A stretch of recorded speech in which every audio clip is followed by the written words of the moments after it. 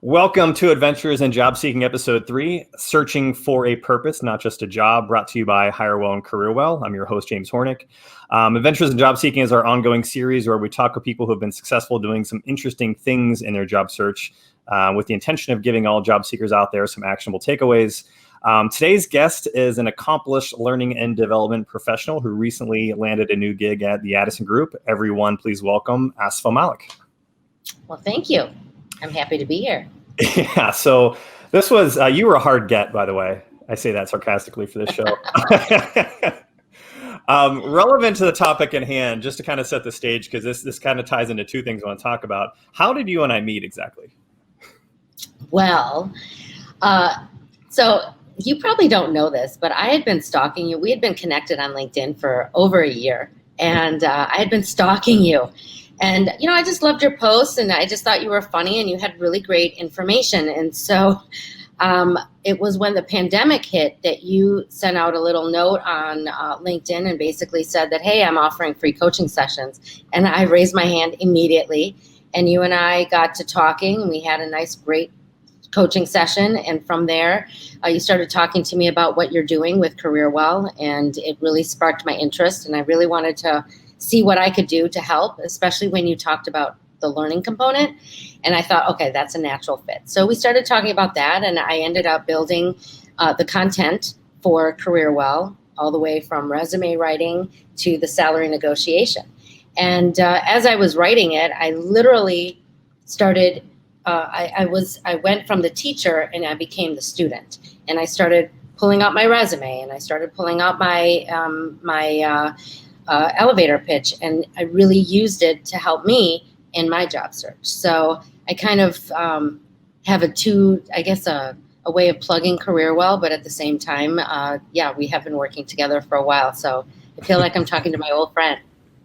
Yeah, so it's funny because some of the stuff we talk about in CareerWell, it encompasses a lot of different areas, and the branding area I think is one where it was really easy for me to, like, when you asked me, I mentioned that we're kind of helping people out, and of course, like when you said you wanted to chat, like I was like, of course, like I feel like I've been chatting with you online for like a year, you know what I mean? So it was one of those things where it's like, oh, you're someone I've been wanting to talk to anyway. So, but that really goes into it. But for everyone out there, so the CareerWell service, which we have most of the core curriculum done, and we're going to be launching relatively soon at this point.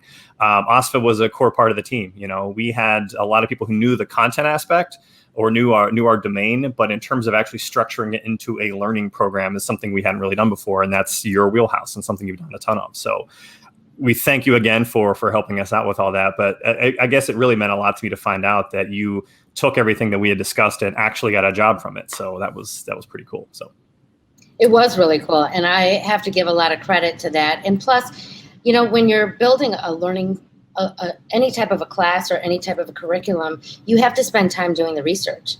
And I learned a lot of things just by having to do the research to build the classes. And I realized, wow, there are certain things that I was not doing well, and I better fix that. And so that's what I did.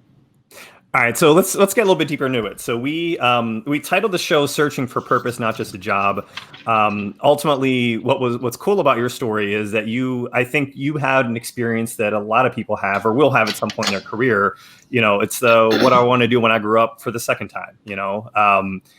Tell us, you had worked a long time at IRI. You've done a lot of things, very successful. But just like any job, when you're there 25 years, I think it was. 25. You're just ready for something new, but you don't always know what is that. You know what I mean? What's that new thing? So tell us about, I guess, your experience in finding, I guess, your next passion. Well, what's interesting is that when I left IRI, I thought I knew what I wanted to do, which was consulting. I just wanted to branch out. I spent my entire career at one company in one industry. And I just thought, well, there must be something more out there. And I wanted to be able to help a lot of people. And I didn't necessarily want it to be around training or learning and development. I really wanted to get more into growth strategy. And so I started with that. But at the beginning, I thought that's what I wanted. And then I did have a career coach. And by the way, if you have the opportunity to have some sort of a coach, career coach, transition coach, executive coach, definitely get one of those, because they ask you questions that you don't ask yourself, and some of your friends may not even ask yourself. And during our first meeting, Julianne asked me, "What do you want?" And I had no answer. And I thought about it, and I almost started to cry in front of her, because I felt like that was the first time in my life that someone had asked me, "What do you want?" And I didn't have the answer. And I thought I knew what I wanted, but I didn't. So I decided that because I don't have an answer, I'm not going to even pursue any type of a new job or a client until I had a better idea of what I wanted.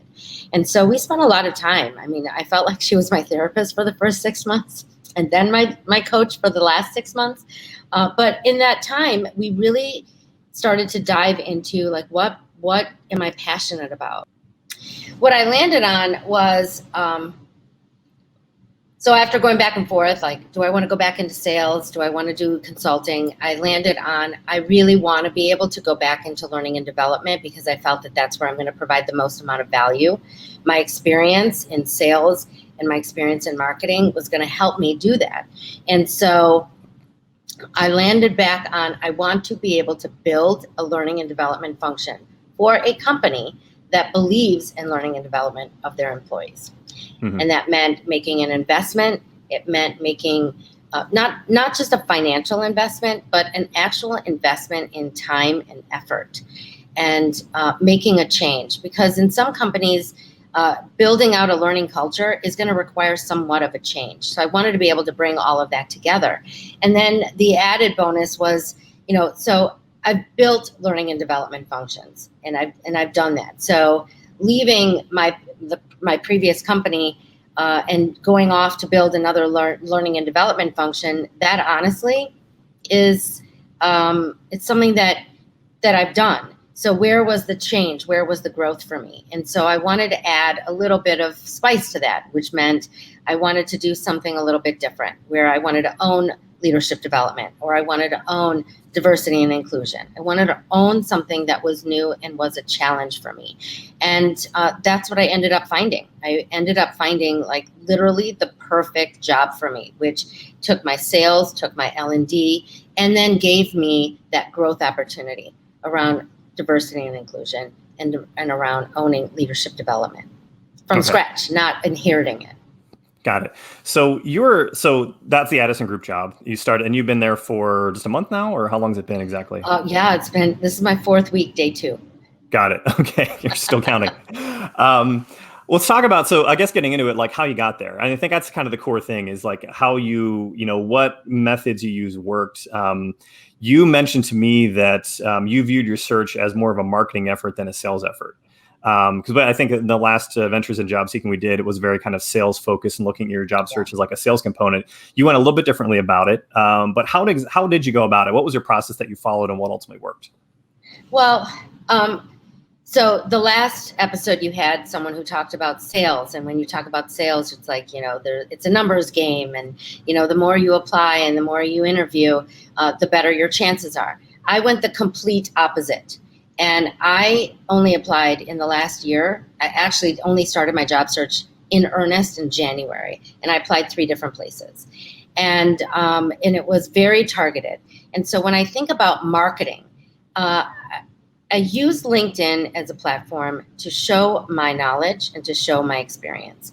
When you're an L&D, you're supposed to be the expert. You're supposed to know everything. Mm-hmm. And so I have this thirst for knowledge. And so I consumed as much as I possibly could in terms of, webinars. And I wanted to be able to take a webinar or an idea that someone had and then put my own twist to it. And so my posts were all targeted towards showing the knowledge that I have and the ability that I have when it comes to running and building a learning and development function. And then, so that's the building part of it. Then there's the knowledge part of it. So if I'm going to teach leadership and teach them how to be better leaders, I have to show that I can be a better leader. And so my posts were all around that, whether it is around leadership development, my thoughts around just learning philosophy, or my thoughts around diversity and inclusion. So I use LinkedIn as my marketing platform. And they were questions that I used to answer on LinkedIn that I wish people had asked me in the interview process. So if you had asked me X, here's my answer. And I posted that. And I knew that when people were looking at you in terms of finding candidates, that they're looking at your posts. If they are really interested, they're going to spend the extra 25 seconds to kind of scroll through and see what kind of content you're posting. Am I just sharing? Am I just making comments? Or am I actually posting something of value? And so that's kind of how I did that. And then once I had that narrowed down focus, I was also using it to build my network. So I was very particular about who I'm going to reach out to. I didn't have a spam of, we have the same content, or contact, so let's join and let's be connected. I was very specific around who I wanted to connect with. There were recruiters, they were heads of HR, and they were heads of learning and development. And also some CEOs here and there, because they're the ones who are actually going to set the tone around learning and development. And so that's kind of how I used it. And I had there was a brand that I was looking for. And so that's kind of what I was going after. Got it. Is there one thing I really like, because I've talked about this a few times before, is like when I'm thinking of stuff to post on LinkedIn, it's the best stuff is always when someone asks me a question, it's my answer to that question is what I turn into a post. And you did the same thing. Like everything you turned into something you would post on LinkedIn, it was an interview question or a question you've gotten in an interview. Here's how I'd answer it in an interview. That way when people are reading it, they're reading it as, it's coming off the same way. And that way you're telling the kind of the same story. So that make it a lot easier for you? It did actually. One is I woke up every morning thinking about what value can I provide today?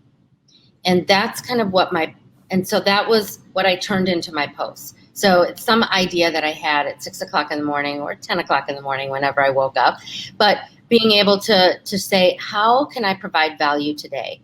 And having some target in my head. And then the pandemic hit. And I'll tell you, the pandemic was, it was a great time for me because I'm more of an introverted person. So being able to know that I could still do what I needed to do and not have to go to a networking event and not have to, get dressed up and drive somewhere. So I used it as an opportunity to learn. So there were a lot of webinars. There were a lot of people that were offering their time, coffees and Zoom. I took advantage of a lot of that. There were a couple of people that I really wanted to get to know. And when they offered up a 30-minute Zoom chat, I took them up on it. So I met a lot of new people. And so that was also another way of marketing in terms of making sure that I got my name out there. I had a brand at my previous company. If you just said my name, people knew exactly what you were getting and who you were getting and the value that you were getting.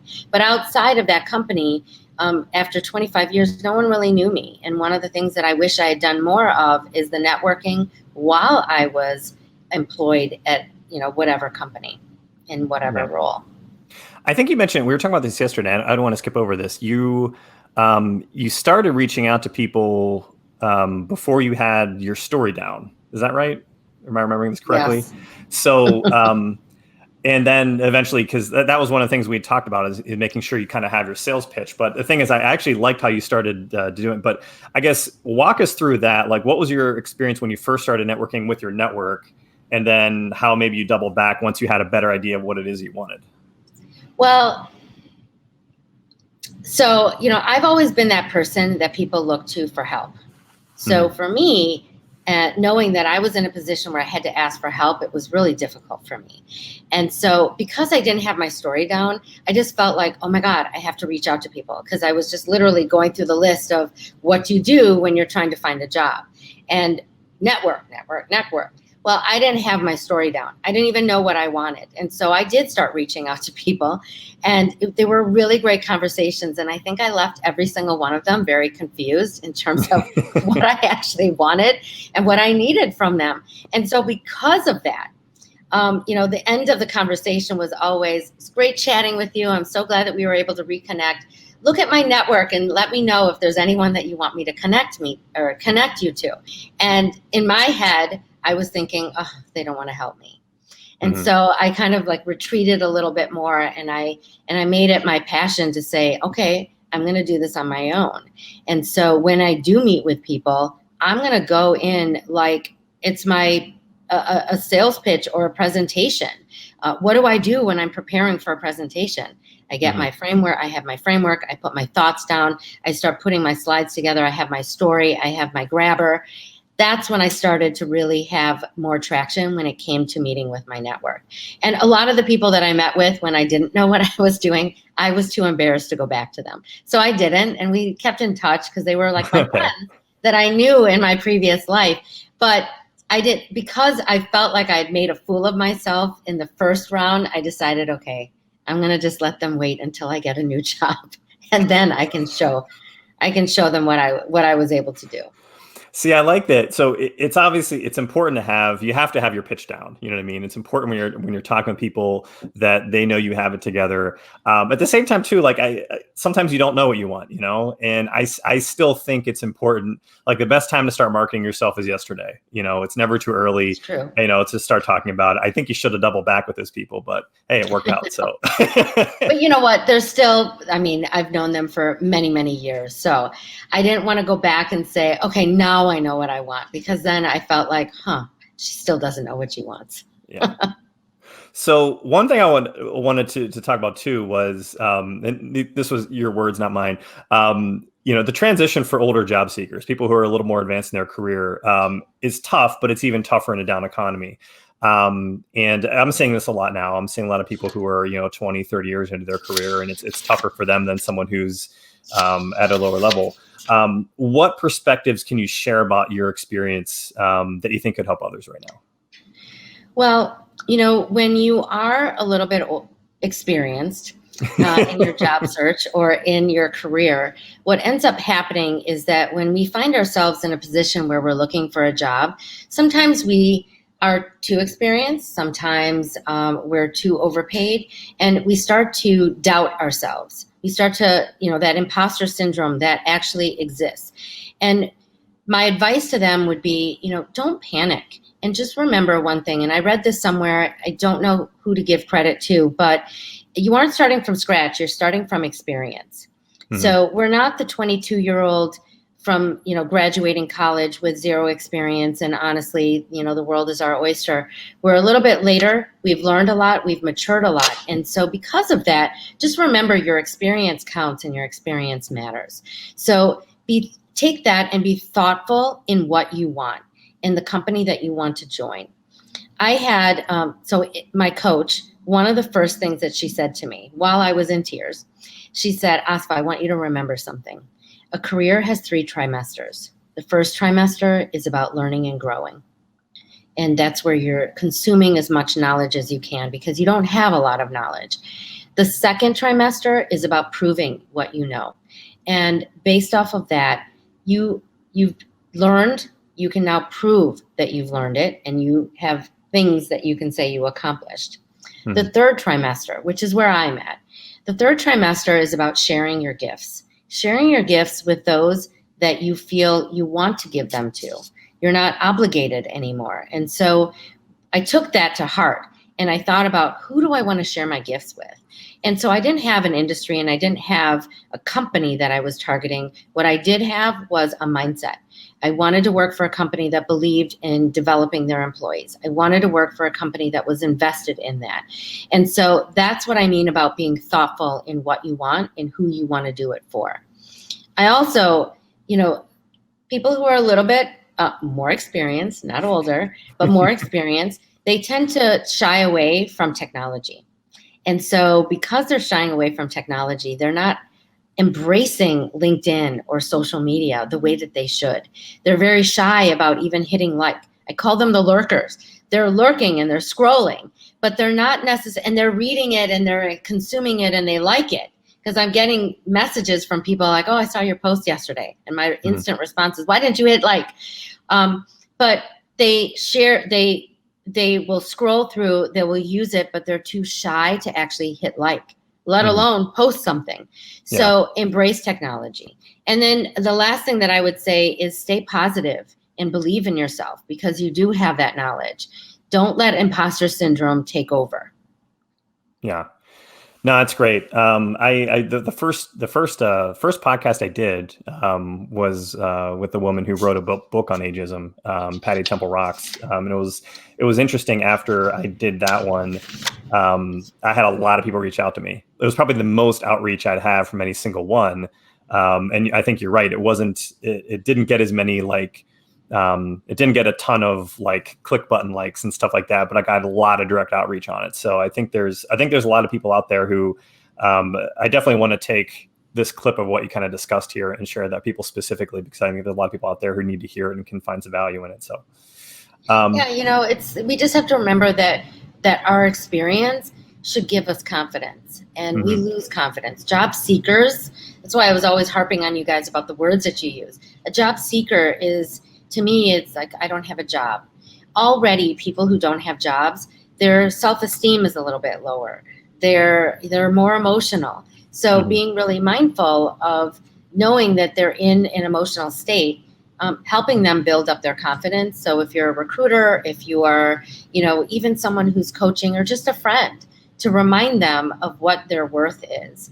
And, even if it's just a post on Instagram that says, if no one else says it, you're worth it. Just to have that reminder as they're scrolling through and lurking on social media. Any other takeaways from the experience, I guess? Is there anything else that, and also, I guess maybe it's kind of a two-part question, mistakes you made, you know what I mean? So I'm curious if let's go with mistakes first.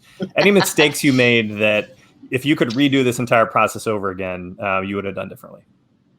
Well, yes, there were definitely a lot of mistakes. I'm going to just focus on the big ones. One is that we mentioned it before. I started talking to people before I really knew what I wanted to do. And so I think a mistake that I made for myself was that I didn't really think about what I wanted. I panicked a little bit. And so then I just thought, I better, I'd never really experienced looking for a job before. And the last time I did was many years ago. And at that time, right out of school, you had a recruiter found you a job, and that was it. I didn't know anything about ATS. I didn't know anything, or the applicant tracking system.